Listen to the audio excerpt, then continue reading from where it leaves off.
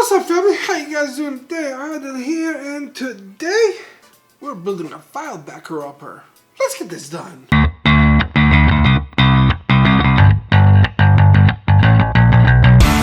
So today we're building a NAS. A NAS is a network attached storage. It is basically a server to host all of your files. I need to be able to host all my files and back up all my files. Right now I have all of Milky Tech on one hard drive. That's not good. And just, having to back up all the family photos and stuff and business documentation and all that. It's good to have everything in backup. This way, if something was to go wrong or anything, you have a backup of it. And you also get to free up a lot of your devices. Sometimes your phones or laptops, computers get overloaded with files and you just don't want to delete all this precious data. A NAS holds all of that. Now, instead of just going out and buying something from Synology or Asus Store, or something that's already pre-built, I've opted out to build the NAS out of components that I have just lying around. This is from my second build. It's not from my first build. And instead of just lying on the shelf there and gathering dust, what we did was we cleaned the heck out of these. You can see that video right here. Most of everybody has a computer that's lying around, whether it's an older laptop or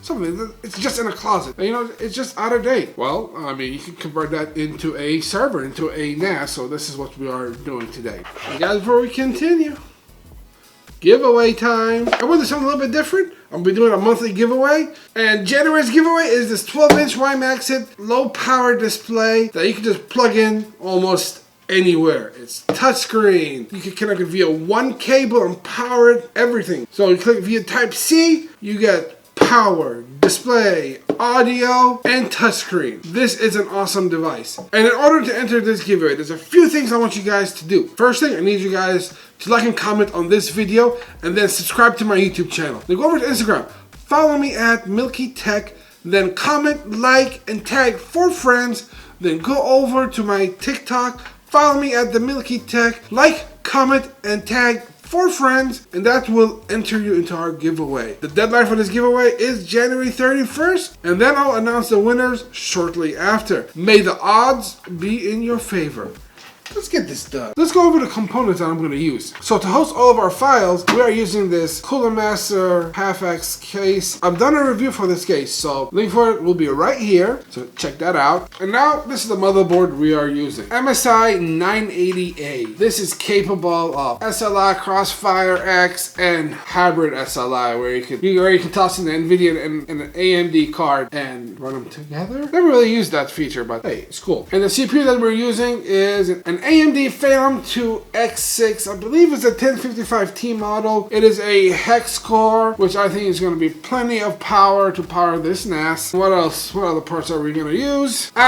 So this is going to be pretty interesting. So this is a CPU cooler I'm probably going to use. It's a Zalman CPU cooler. It should be more than enough to cool it. Now, if this doesn't fit in here, which I don't see why it shouldn't, I got an AMD Wraith cooler. Yes, I know this is AM3 and this is for AM4, but the screws match up. This is the backplate for this CPU cooler. We'll just switch out the backplates over here because the screws just line up perfectly, if I'm not mistaken. Yep, the screws line up perfectly. So I don't see why not we can't use this. And for memory, I got 16 gigs of Corsair Vengeance memory, fast memory. Should be good. I'm using this Crucial BX500 as a boot drive. More than enough speed for this NAS. I've done a review for this. Link will be right here. So for our storage, we are using 3 4TB Western Digital red NAS drive. The link for the review is right here as well. So I'm looking forward to running this in more than likely a RAID 5 array. I got a whole bunch of fans right here, because I am famous.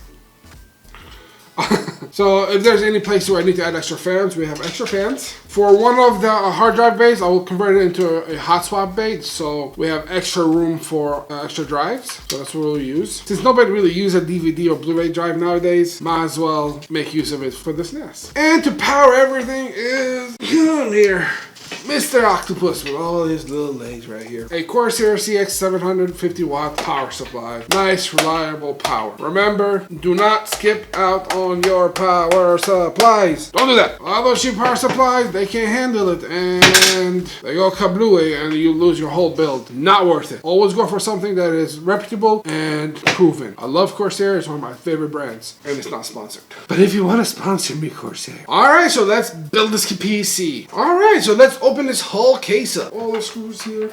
And just open all the guts out. Make it as easy and accessible as possible. First panel out. I'm actually looking forward to building in this case. I've done a review for this case a while back ago, and I was really impressed with the amount of space that's in here, especially for the size. All your screws in places where you don't lose them. We have here, we got some desiccant. Not a tasty treat. And here's a pure cool feature. The motherboard tray pops out from here, so you can build everything outside and then put it right in. The motherboard tray comes out. I've always wanted to build something with the motherboard tray pops out. PSU bracket. Since this case has been sitting around for a little while, you grab a Swiffer duster and just pick up all the loose dust. So this is a lot of room in here to build. So let's focus on the main computer parts, and then we'll come back to the case. So put this aside. All right, so let's prepare the motherboard tray. Looks like they only put in 2 of the risers. Fantastic. Screws. There's a handy chart down here that tells you how to put in all the motherboard riser for ATX, micro ATX, all that, and ITXs. And since we're doing an ATX, it's basically every single hole. Except for these. If you put them in here and they make contact, ooh-wee, it'll short out your motherboard. Be careful. And they give you a nice little tool to screw them in.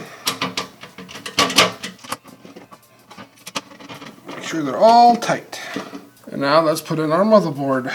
I like the 2 risers that they put on there. It has like a little lip to it, so when you put it in, it just drops in, and everything is just aligned perfectly. Let's screw everything together. And there we go. The motherboard is secured on to the motherboard tray. Alright, so let's see. What's next? You know what? Let's put in our CPU cooler next. Alright, perfect. Alright, let's clean down the CPU surface. A little bit of isopropyl alcohol. Dry off the residue. Perfect. And get off this surface as well. Thermal compound of choice today is Arctic MX4. We're doing it pea-sized. Flip this around a little bit. CPU cooler installed. The fan is plugged in. Do cable management later. Perfect. Time to install the RAMs.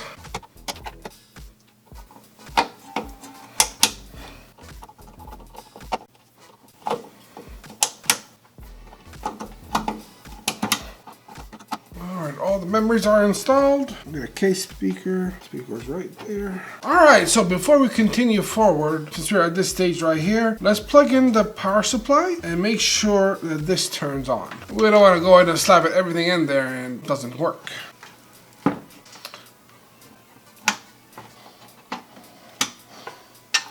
Alright, we got power to it. Let's see what happens. It lives! All faithful still lives! That fan is running for its life! It beeped! It posted! Yes! Alright, let's put this to the side. So there's only 2 slots for drives inside of the case. One of them is going to be populated by the SSD and 1 hard drive. And these 2 are going to be on the external hot swap. This is ready. Almost ready. Okay. Alright, so let's bring back the case. Alright, let's slide these in. First drive is in. Second drive in. So far, building in this case has been really fun. Drive number. And drive. Toolless design. Alright, let's slide the first drive in. Alright, second drive is in. And let's go ahead and install our hot swap adapter. This way, whenever we do get another drive, it's already there.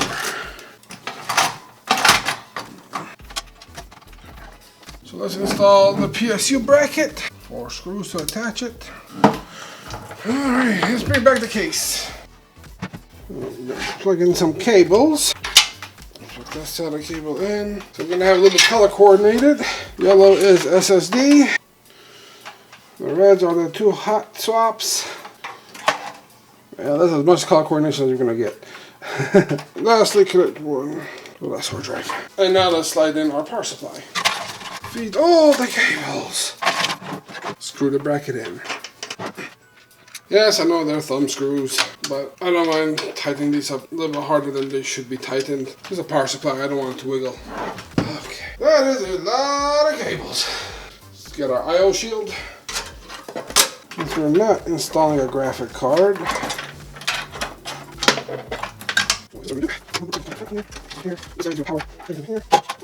I know the struggle is a little bit real here. Well, it's difficult putting the hard drives in. Cable management. Whew.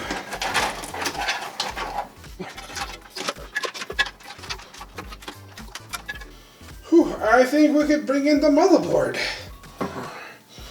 Bring in the motherboard. Awesome. This actually fit. Woohoo! Alright, let's screw it in. Couple of screws and the motherboard tray is in. Alright, so we're going to add one more fan back here. It's 120 millimeter. Just so we can have a nice airflow. Alright, let's start plugging in wires. Alright, so first I'm going to do the setup. First I'm going to do the hard drive, which are the SATA cables. And on the motherboard, they're labeled where they are. So 1, 2, 3, 4, 5, 6. I believe odd is at the bottom and evens are on the top. So I want the boot drive to be on 1. Let's just push everything down here in this little hole. Plug in the motherboard pin, 24-pin motherboard power cable. Push this down here too. There we go. So I love the MSI motherboards. Back in the day, they used to have these little jumper risers, and they're all labeled. So whenever you do your front panel connector, it makes it so much easier. ASUS was the first to do it. They call it Q connectors. What are these here? Power LED, reset switch, power switch, hard drive LED. That's connected, and this should be like the hardest part, building a computer. There we go.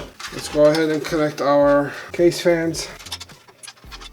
All right, we got 2 more cables left. Well, 3 really. Flip the case around. Our front panel audio connectors right here. Put that in. Let's connect our last fan. It's over here. And that's our CPU power. Back here, 8-pin CPU power. Cable management. Make sure all the cables are tucked away.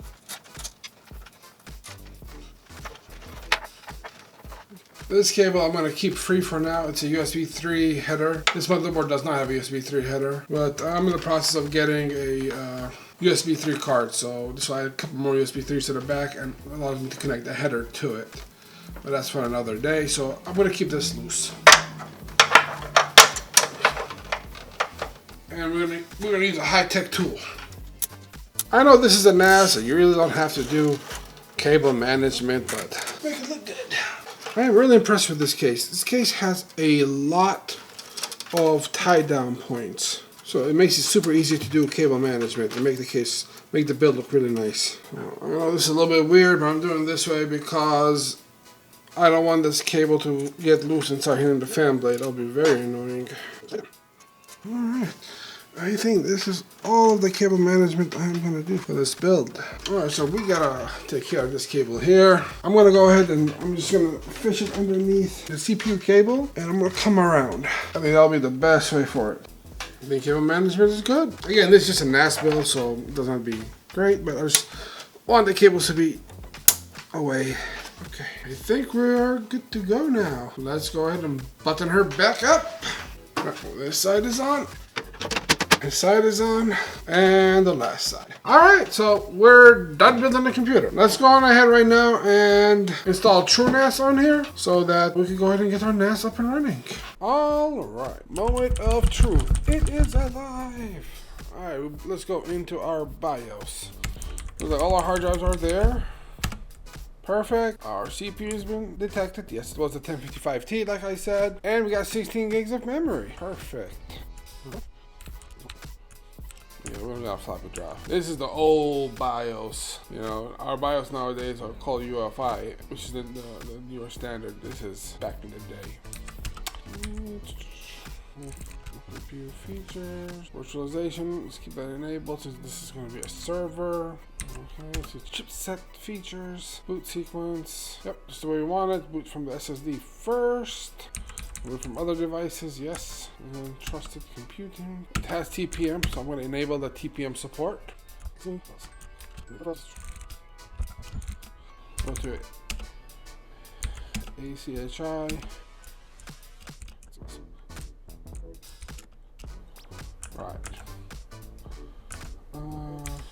Power management.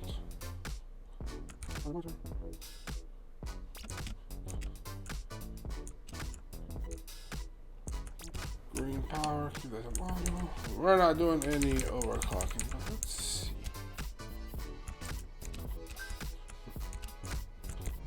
Alright, we set up the BIOS where we want to. Let's hit F10 and plug in our USB so we could install TrueNAS.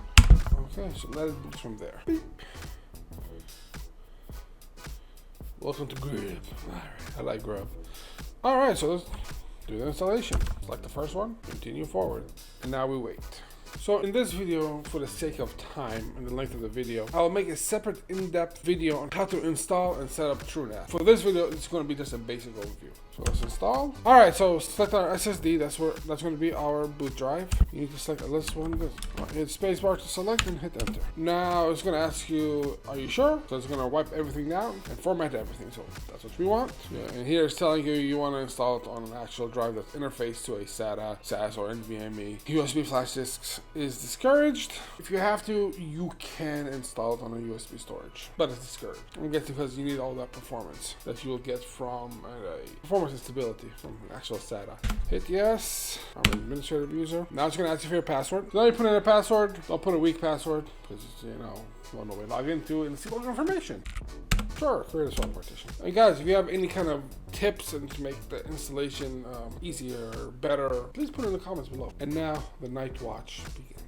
We are now performing post-install. While we're waiting, some of the limitation going with older hardware is This motherboard uses a SATA 3 gigabits per second interface, and that's half the speed of normal drives nowadays. Now, I don't think that's going to affect mechanical drives because, like, the maximum read and write you get with a SATA is about 300 megabits per second, and our benchmark showed that it was only about 150 megabytes per second. It should not affect the mechanical drives, but SSDs is going to cap out at 300, so 350. I mean, we're going to connect via gigabit, which is only 100 megabytes per second, and everything's running out at 300 megabytes per second. I don't think we should have any issues with that, but that's a kind of consideration. So if you are speedy, and you want the fastest in the fast, just all new hardware, and I'll have a recommendation for a NAS build in the description below. Fairly affordable if you want to build it yourself. Alright, now this is complete. Hit OK, and unplug your USB, and let's reboot. Alright, so select our TrueNAS. Now it's loading. Yeah, it's a whole bunch of gibberish on the monitor right now. And there we go. Successful setup of the NAS. Now let's take our IP address that the router has assigned and log into a web browser so we can complete the setup. Right now, this is ready, it's running, the OS is installed, and we're good to go. And there you guys have it. That's how we build a NAS. I did have some issues with the motherboard at the beginning. For some reason, it did not want to post after it posted. If you guys go back, I heard the screen go beep beep, and that should have indicated that it posted. Now, when I connected the monitor and everything in, buttoned everything up together, it did not post. Nothing displayed to the screen or anything. Everything turned on. So what I did was I unplugged the CMOS battery, and that didn't help. So I unplugged the CMOS battery, and I unplugged everything from the motherboard and kept only one RAM stick in there. And that really solved the issue. I then booted up into the BIOS, did a reset to the BIOS into factory defaults, and then plugged everything back in, and it ran like a charm. So that might be something you might run into with using old hardware. Overall, it is really worth it using older hardware, especially when you use stuff for like a NAS, something for storage, something that you're not going to use every day. But it has enough power. If you would like to, you could stream 4K from it. Enough power, enough RAM. And considering overall it costs a little over $400 to build this, 77 bucks per drive, 23 bucks for the SSD, and really optional, 150 bucks for the case. And really, you remove the case, you only spend about $250 for a NAS. Now, if you're going to go something equivalent, like let's say Synology, where you're going to get a 4-bay system for 365 bucks, and then you still have to buy the 3 drives, another 230 bucks, you add everything up, you're almost $600 out of the pocket. For about 250 bucks, you have a whole NAS. And consider this, for 250 bucks, I can add 3 more drives to this, having a 5-drive RAID array for 250 bucks. That's really, really good for hardware lying around. It's always good to recycle. And guys, stay tuned for our in-depth tutorial how to set this NAS up. And I'll have a part recommendation if you want to buy everything new. So check out the description below. And guys, all links will be in the description below. If you guys enjoyed this video, smash that like, hit subscribe, and ring that bell so you get notified when I release my next video. If you guys have a question, a comment, or want to say hello, drop it in the comments below, and I will see you guys next time. Peace.